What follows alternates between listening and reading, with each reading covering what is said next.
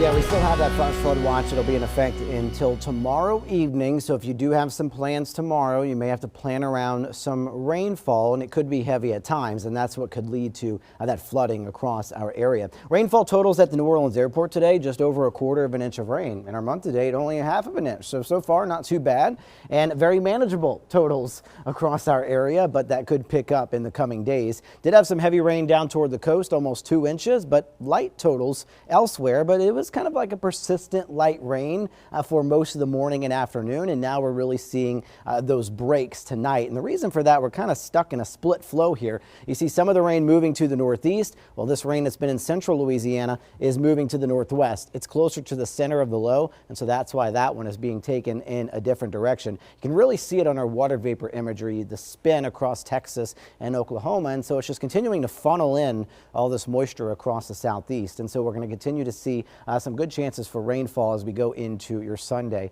So looking at the timing, tonight looks pretty quiet. I think we may see a few showers though as we go through the night and into the very early morning hours, but better rain chances are going to start to come as we heat up during the day. It's going to be generally cloudy once again, but some scattered showers and isolated storms will start to move in through the morning, and that will continue in the afternoon and evening. What I'm thinking is some waves of some heavier rain will move in, and then we'll have some breaks, or at least some lighter rain. So hopefully that will help to drain the water on the roadways. That continues into the evening. You see some areas not seeing too much rainfall as you look toward the north, and so that may be the case as we go through the day. I'm not expecting it to rain the entire day, and hopefully we do get more breaks than rainfall that we see. Scattered showers will start to wrap up as we go into Sunday evening and overnight. So as we get into your Monday morning, looks like we're starting out not too bad. Then we'll start to transition into a pattern where we see daily rain chances again as we go into the afternoon and early evening. The rainfall totals, this is just for Sunday, so this is ending Monday right around midnight or so.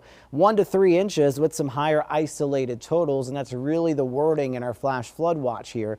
If you see some locally heavy rain, if it kind of lingers over the same areas, we could run into some flooding issues. So an 80% chance for rain and storms tomorrow. By the way, not much in the way of severe weather. This is really looking at being a rain event.